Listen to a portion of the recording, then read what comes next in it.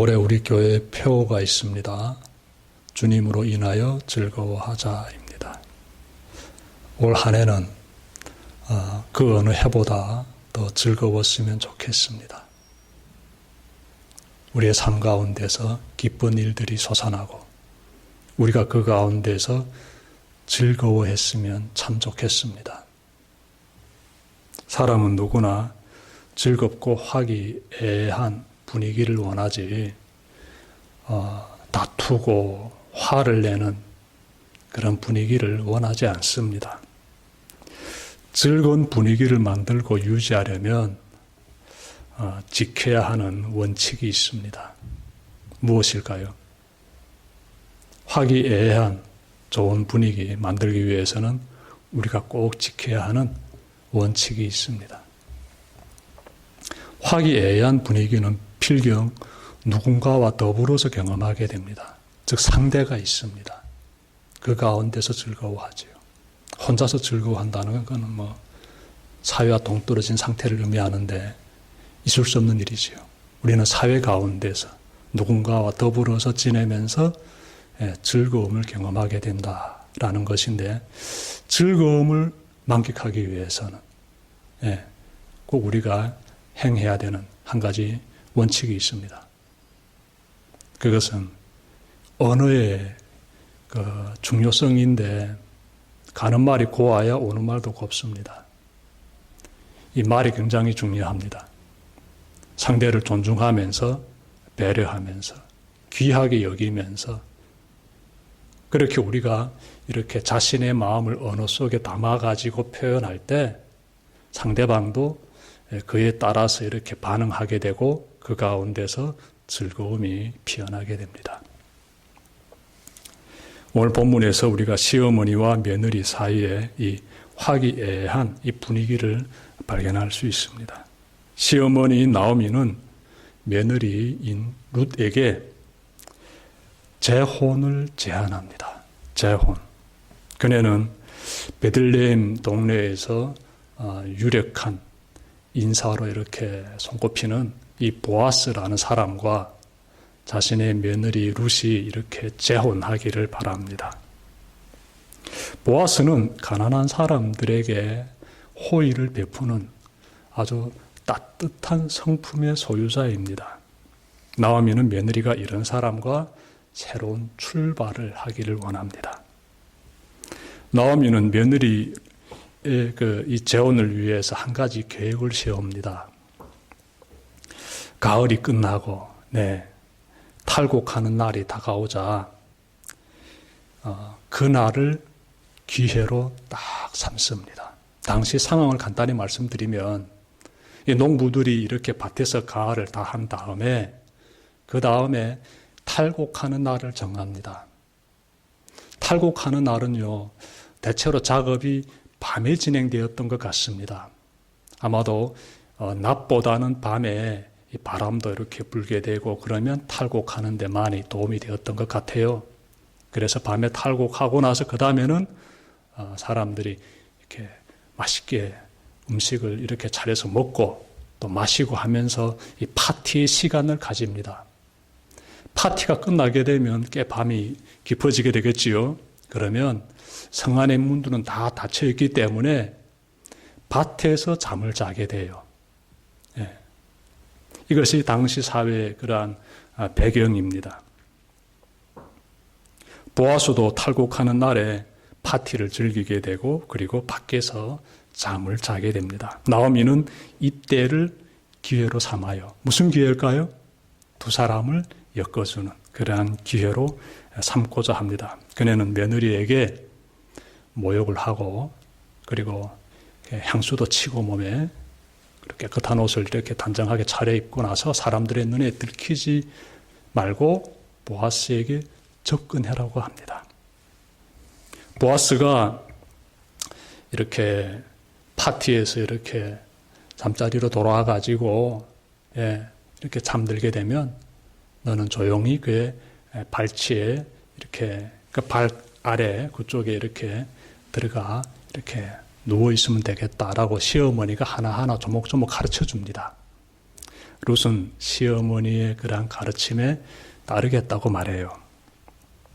이러한 장면을 보게 되면은 어떤 생각이 듭니까? 시어머니가 며느리에게 정말 따뜻한 마음을 보여주고 있지 않습니까?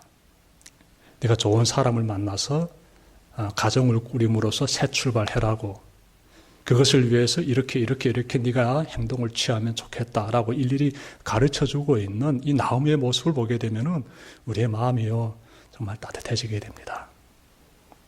나오미에게는 이 룻이라는 며느리가 친딸보다 더한 너무나 귀한 존재입니다. 룻이 옆에 있음으로 인해서 정말 살맛이 나게 돼요. 룻이 없다면은 나오미는 홀로 외롭게 살아야 됩니다. 이 심리적 고통 정말 수시로 마음 가운데서 경험하게 되지요. 남편 잃은 고통, 가부로서의 서름, 아들까지 잃은 그 고통, 가진 것 다 잃어버린 가난한 그러한 자의 상태로 지금 살아야 한다는 이 현실을 보면서 심리적 고통 커지게 되지요. 그런데 옆에 룻이라는 그 예쁜 며느리가 있음으로 인하여서 그 고통들을 지금 이겨내고 있습니다. 룻은 너무나도 나와 늘 함께하고 싶은 귀한 존재입니다. 최근에는 그 양식이 없어가지고 정말 이 일을 어떻게 하면 좋겠는가 걱정하고 있을 때 이 며느리가 직접 나서가지고 밭에 나가서 이삭을 주어서 그 먹고 사는 문제 다 해결하지 않았습니까? 정말 나오미에게는 이 룻이 너무나 친딸보다도 더 귀한, 너무나 사랑스럽고 의지하고 싶은 그런 존재입니다. 정말 늘 옆에 두고 싶은 사람이지요. 만약 룻이 어디론가 떠나버리면 그 순간부터 나오미는 심리적, 육체적으로 굉장히 고통스러운 시간 보내게 되고요. 정말 생계적인 문제 곧바로 직면하게 되지요. 참으로 나오미에게서 룻은 정말 생명의 등불과도 같고요. 만약 룻이 없다면 나오미는 인생의 칼바람 몰아치는 그 현장에 홀로 서 있어야만 하지요. 그런데 나오미는 자신의 안일만을 위해 며느리를 붙잡아 둘 수는 없었어요. 나의 그 안일만을 위해, 나를 위해서 며느리를 붙잡아 둘 수는 없었다는 것이지요. 나오미는 며느리가 자신을 위해 정말 너무나 소중한 그 젊음을 흘러보내고 있는데 그렇게 방치할 수는 없다라고 마음을 먹게 된 것이에요. 그래서 며느리가 좋은 배우자와 결혼하여 정말 새로운 가정을 꾸리기를 원하고 있습니다. 이것이 자신이 며느리에게 베풀 수 있는 최선의 그러한 배려라고 생각했을 것입니다. 나오미는 자신이 장차 겪게 될 그 희생을 기꺼이 감수하며 며느리가 행복한 미래를 설계하도록 기회를 주고자 합니다. 두 여인이 이렇게 주고받는 이러한 따뜻한 마음을 보면서 우리는 감동하게 되고 우리 마음에서 아름다운 미소가 또 피어나게 됩니다. 우리도 이들처럼 서로 배려하면서 존중하고 귀히 여기면서 그렇게 살아야 돼요. 그래야 할 때 삶에서 즐거움이 피어나게 됩니다. 나만을 위해서, 나를 위해서 다 옆에서 복종해줘야 돼 라면은요, 아마 평생 즐거움을 느끼지 못할 것입니다. 상대를 귀히 여기면서, 나를 희생시키면서, 상대를 존중하면서 그렇게 살아갈 때 그 가운데서 인생의 참으로 고귀한 즐거움을 맛보게 돼요. 여러분들 삶에서 꼭 이와 같이 정말 아름다운 삶의 즐거움들이 많이 피어나기를 바랍니다. 룻은 시어머니가 시킨 대로 움직입니다. 7절을 보면은요, 탈곡하게 되고요. 누가 이 보아스가 자신의 그 일꾼들을 시켜가지고 다 탈곡합니다. 그리고 나서 또 파티도 이렇게 열게 되고, 또 파티가 끝난 다음에 보아스는 아닌 게 아니라 그 낯가리라고 하지요. 그 주변에 이렇게 잠자리를 이렇게 잡습니다. 아마 집에서 오늘 밤은 내가 밖에서 자야 되기 때문에 이불을 가지고 올 수도 있습니다. 그래서 보아스가 이렇게 늦은 시간에 이렇게 낫가리 옆에 자리를 잡고 이불을 펴고 그 속에 들어가 잠에 듭니다. 이 모습을 혼자서 조용히 살펴본 사람이 있지요. 누굴까요? 나오미의 며느리인 룻입니다. 룻은 시어머니 시킨 대로 이렇게 몸을 단정하게 한 다음에 보아스가 잠들었다 싶을 때 그의 발치 아래 들어가 눕습니다. 자, 그런데 밤이 깊어지게 되면 자연히 이 대기가 쌀쌀해지지요. 그래서 보아스가 이렇게 이 대기 상태가 이렇게 차지기 때문에 아마 땅에서 랭기랑 올라오게 되지요. 그러니까 좀 뒤척이게 돼요. 잠에서 깨어나게 됩니다. 이렇게 자리를 이렇게 뒤척이게 되는데 그때 자신의 발밑에 한 여성이 누워있는 것을 알게 돼요. 깜짝 놀라게 됩니다. 그래서 누구요? 라고 묻습니다. 그러자 룻이 이렇게 말해요. 9절인데 어른의 종 룻입니다. 어른의 품에 이 종을 안아주십시오. 어른이야말로 집안 어른으로서 저를 맡아야 할 분입니다. 여러분, 룻은 보아스에게 어른의 품에 이 종을 안아달라고 말합니다. 이것은요, 일종의 프로포즈입니다. 제가 당신을 인생의 배우자로서 이렇게 생각합니다. 제가 당신을 사랑합니다라는 일종의 프로포즈예요. 이러한 행동을 여러분들이 남자가 누워 자는데 그 발밑에 들어가 이렇게 조용히 누우면 그 좀 행실이 좀 불량하지 않는가? 오늘날의 시각으로 생각하면 그거는 오해입니다. 그렇게 생각하지 마십시오. 고대 시대로 돌아가시면 저러한 행동은 일종의 프로포즈다라는 것이에요. 자, 그런데 여러분, 룻이 한 가지 조건을 제시합니다. 이 어른이 품에 이 여종을 안아주십시오라는 것이 프로포즈라면은 이어지는 내용 보니까 한 가지 조건을 제시해요. 무엇인가 봤더니 어른이야말로 집안 어른으로서 저를 맡아야 할 분이십니다 라고 말하고 있어요. 이 말이 무슨 말인가 하면 당신은 궁핍함 가운데 있는 엘리멜렉의 기업을 일으킬 수 있는 분입니다라는 말이에요. 좀 정리해 볼까요? 룻은 보아스에게 저는 당신의 아내가 되길 원합니다 라는 프로포즈를 지금 보여주고 있으며, 그리고 그때 한 가지 조건 제시했는데 그것은 당신은 저의 전 남편의 가문을 일으켜 세워야 한다는 것이에요. 한 가지 조건 여러분들께 제가 거듭해서 말씀드렸습니다. 깊은 밤중에 갑자기 나타난 룻의 등장과 그녀의 말을 듣는 보아스 얼마나 정말 놀랬고 또 당황스러웠겠습니까? 순간적으로 보아스는 많은 생각을 했을 것이에요. 이 부분에 대해서는 우리가 다음 시간에 룻기 4장을 통해서 이렇게 좀 살펴볼 수 있습니다. 보아스는 룻이 말하는 그 한마디, 당신은 저를 맡아야 할 분입니다 라는 이 말의 무게에 대해서 생각하게 됩니다. 여러분, 보아스는요, 나이가 좀 있습니다. 룻에 비해서 나이가 꽤 되는 남성이에요. 그는 자신보다 퍽 젊은 여인을 마주하고 있습니다. 근데 이 여인은 품행이 방탕한 여인이 아니에요. 마을에서 정숙한 여인으로서 이렇게 인정받는 여인이에요. 평가받는 여인이에요. 어떤 여인으로? 정숙한 여인, 현숙한 여인으로 11절 보게 되면 나오지요.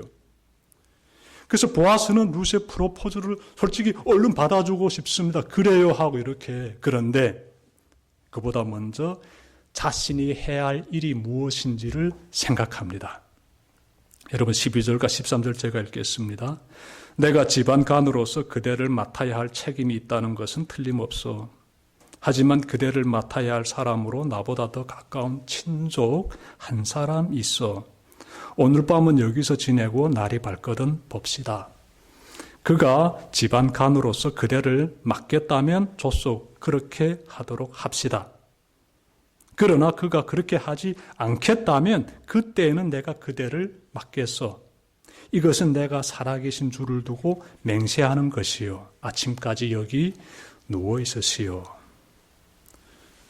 이 내용을 좀 살펴봐야 되는데 보아스는 룻의 전 남편의 가정을 책임져야 할 사람이 따로 있습니다라고 말하고 있어요. 내가 아니고 당신의 전 남편 엘리멜렉 그 가정을 일으켜 세우기 위해서는 다른 사람이 있다는 거예요. 나보다 더 가까운 친족이 있다라고 지금 말하고 있습니다. 그 사람도 꽤 영향력이 있는 사람이다라는 것이지요. 그래서 날이 밝으면 내가 그 사람과 상의하여서 그가 엘리멜렉의 가족을 돌보지 않겠다고 하면 그때 내가 맡겠습니다라고 지금 말합니다. 그때 내가 당신의 프로포즈를 받아들이겠습니다라는 말이기도 해요. 보아스는 하나님이 세워주신 절차를 따르는 것이 최우선이다라고 생각하는 것입니다. 이어지는 내용을 간단히 말씀드리면 다음날 아침 보아스는 자신보다 엘리멜렉 가정에 더 가까운 그 친족을 만납니다. 그는 그에게 엘리멜렉의 밭을 사고 또 엘리멜렉의 며느리인 룻과 결혼함으로써 기업 물을 자의 의무를 행하라고 말합니다. 그러자 그 사람은요, 자신은 그 의무를 행할 수 없으니 당신이 그 다음 사람이니 당신이 행하라고 말합니다. 이 사람이 보아스가 말하는 제안을 거절한 이유가 있더라고요. 다름이 아니라 경제적인 문제였습니다. 보아스처럼 유력한 힘을 가지고 있는 사람인데 내가 저 엘리멜렉 저 가족을 이렇게 내가 일으켜 세우고 또 엘리멜렉의 며느리인 그 룻과 결혼하게 되면 장차 내가 많은 경제적 부담을 지게 된다는 것을 생각하게 돼요. 그래서 거절합니다. 이렇게 되면 어떻게 될까요?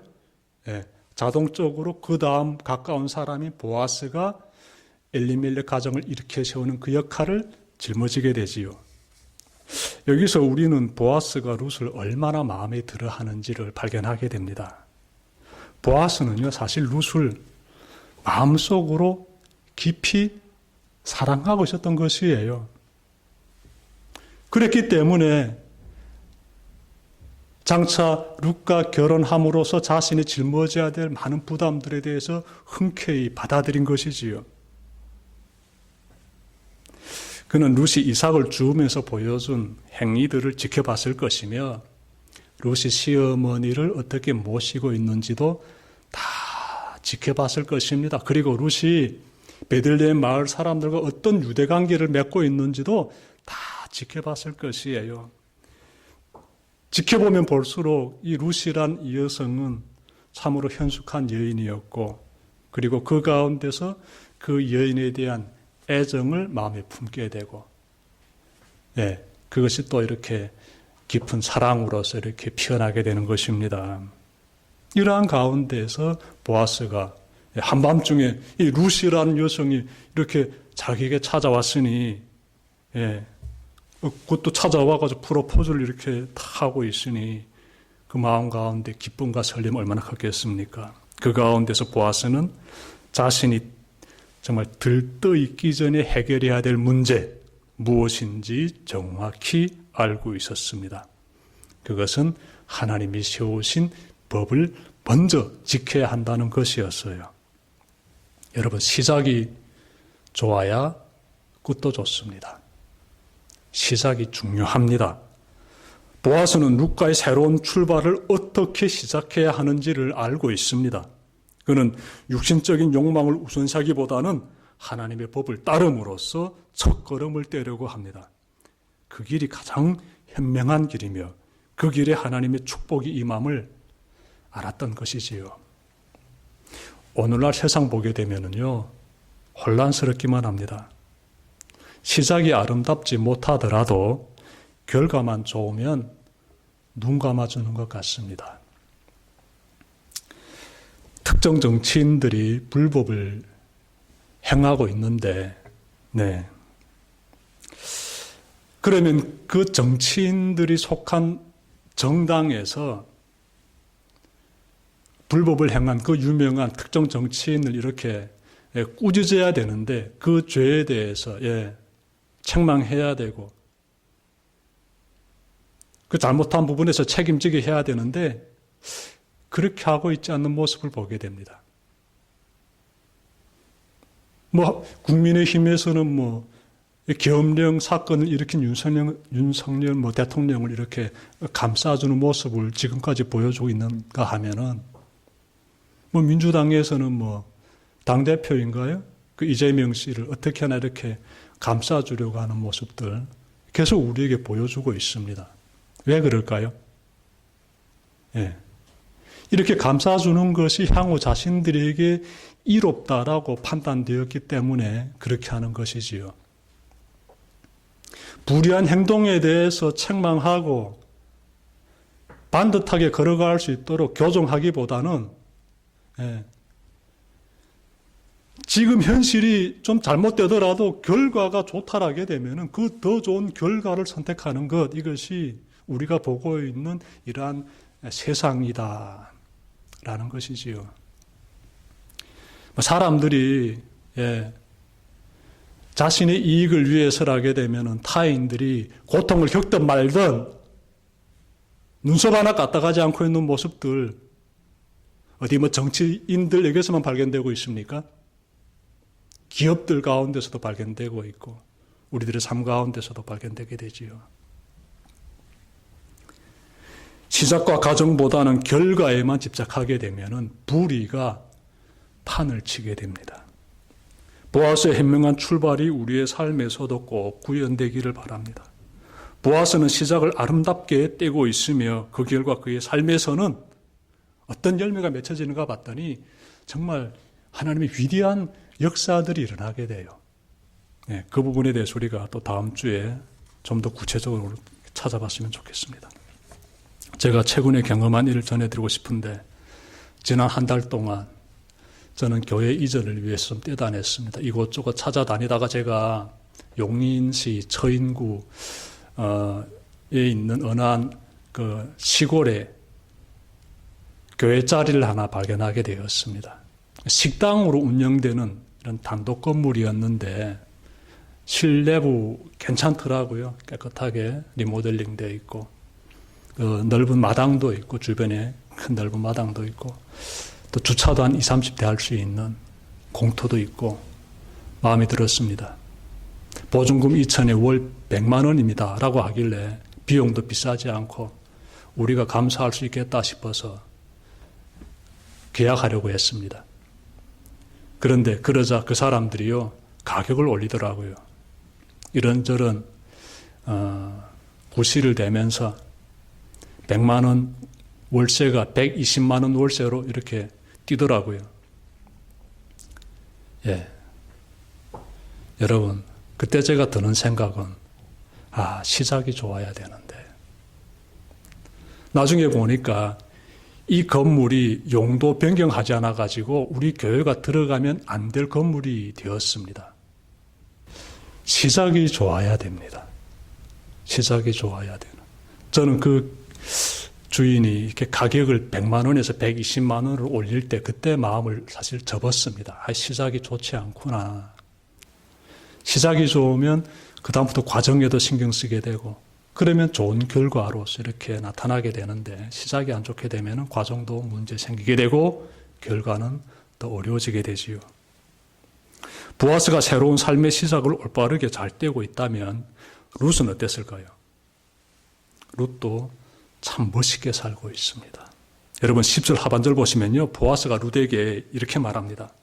지금 그대가 보여준 갸륵한 마음씨는 이제까지 보여준 것보다 더욱더 값진 것이요. 보아스가 무슨 말하고 있는가 하면요. 룻이 살아온 삶에 대해서 지금 말하고 있어요. 시작과 과정에서 일관되고 있는 룻의 아름다운 삶의 모습에 대해서 말해주고 있습니다. 누가 봐도 룻은요, 정말 시어머니를 향한 그 따뜻한 그 사랑의 마음, 일관되게 가지고 있는 그런 아주 현숙한 여인이었다는 것이지요. 마치요, 제가 룻기서 이렇게 쭉 전해드리면서 시종일관 룻이 보여준 모습 보십시오. 시어머니를 모시기 위해서 고향을 떠나고 낯선 곳에 돌아가지고 정착하면서 시어머니를 모시기 위해서 굳은 일 마다하지 않고 그 낯선 지역 사람들로부터 저 여성은 현숙한 여인이야 라는 평가를 받을 정도였다라면 룻이 얼마나 아름답게 인생을 살았겠습니까? 일관되게. 정말 사람들의 존경을 받을 정도로 참으로 반듯하게 살았던 것이지요. 처음과 과정이 참 아름다운 그러한 모습이었지요.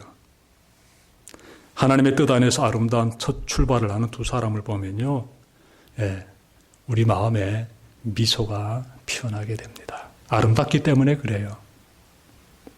우리도 이들처럼 축복의 삶을 살아가야 하지 않겠습니까? 아름다운 삶, 즐거움이 피어나는 미소를 지을 수 있는 그런 삶을 우리가 살아야 되지 않겠습니까? 그러자면 잊지 맙시다. 하나님의 뜻을 따르는 인생의 출발을 꼭 시작하시길 바랍니다. 하나님의 뜻을 따르는 인생의 아주 멋있는 새 출발을 여러분들이 하시길 바랍니다.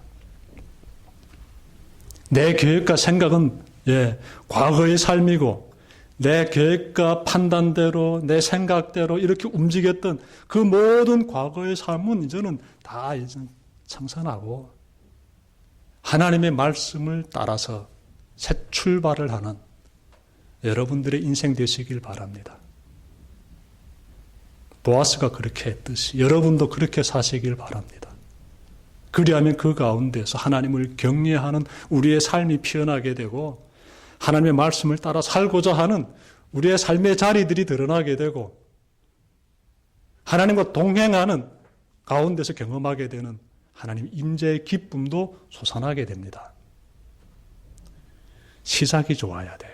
하나님의 말씀을 붙잡고 하나님의 뜻대로 출발하는 그 자리가 너무나 중요하며 그때 비로소 진정한 참으로 즐거운 인생의 진짜 진한 기쁨을 경험할 수 있게 됩니다. 그 삶을 잘 누리는 대성교회 모든 교우님들 되시기를 주님 이름으로 축원합니다. 기도드립시다.